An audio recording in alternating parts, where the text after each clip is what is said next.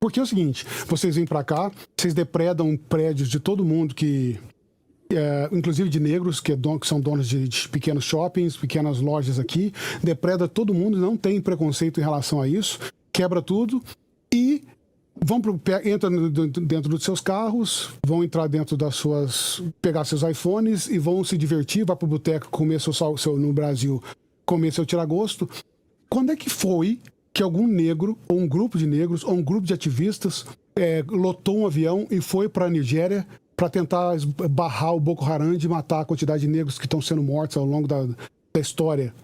Até agora, a gente está vendo isso acontecendo no Sudão, o que está acontecendo em toda a África, que os negros continuam sendo mortos por negros. Enquanto um monte de negro fica fazendo... Porque um branco fez careta para ele fica aqui fazendo drama no Brasil ou nos Estados Unidos, os negros estão sendo mortos por negros lá. E aquelas vidas negras não importam?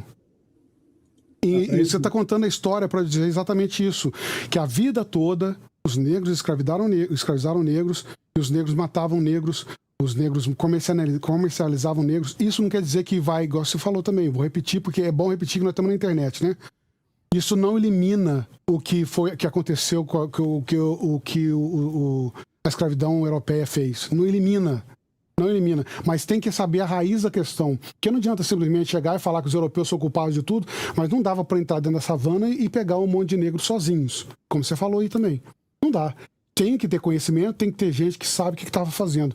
Então, para mim, na minha concepção, nunca vai se ter a dignidade que o negro quer ter, nunca se vai ter o reconhecimento que o negro quer ter no mundo enquanto não se libertar a África. A África é o principal problema de é a raiz de todos os problemas que os negros dizem enfrentar no mundo inteiro. Porque enquanto a gente não pacificar a África, não moralizar a África, não desescravizar a África de hoje ainda, nós não vamos ser olhados, porque a gente fala sobre questão de escravidão. Os judeus foram escravizados, foram torturados, foram mortos, muitos deles. Hoje você vê como é que chama? O país deles, eu esqueci agora, me fugiu. Israel, né? Hiroshima, Nagasaki, que acabou não é escravidão, mas acabou com o Japão. Você vê a tecnologia que é o Japão hoje. A China sempre foi pobre, paupérrima, sempre com muitas guerras, mesmo com o comunismo, e esse comunismo híbrido que o STF ama e adora, que possivelmente está tentando implementar no Brasil, esse comunismo à la China, né? Mesmo assim, depois de pobreza, em 40 anos eles se desenvolveram, se tornaram a potência que se tornou. E a África não consegue. A África não sai daquela pobreza. A África não consegue se desenvolver e se tornar tecnológica, não consegue se tornar desenvolvida. O problema está nos europeus? Não. Isso é passado. Segundo alguns estudiosos africanos, pesquisadores africanos, eu vou até trazer o livro depois, a culpa não é dos europeus. Tá? O que os europeus tiraram não é 1% do que a China tira hoje. A China está tirando 19 mineradoras lá no continente africano, é chinesa. 19 mineradoras é chinesa. Então não dá para você falar que a culpa é dos europeus. A culpa é de quem governa a Europa. Nós temos um país hoje, Burkina Faso, né, que começou com Thomas Sankara e hoje está na mão do Ibrahim Traoré, né, que teve golpe de Estado, ele acabou virando presidente. Eu ainda tenho minhas ressalvas com o Ibrahim Traoré. Quando fala de exército tomar conta de um país, acaba virando praticamente o Uganda de Idi Amin. Né? Então, eu fico meio receoso quanto a isso. Mas ele está fazendo, assim, pelo menos no início, ele está dando bom retorno para o seu país. O continente africano, ele continua com suas riquezas. O problema é, como você falou, essas guerras civis que entre eles. Só para você ter uma ideia, no Congo também nós temos assim uma guerra inacabável, mas onde começa essa guerra? Com Tutsis e Hutus lá em Ruanda.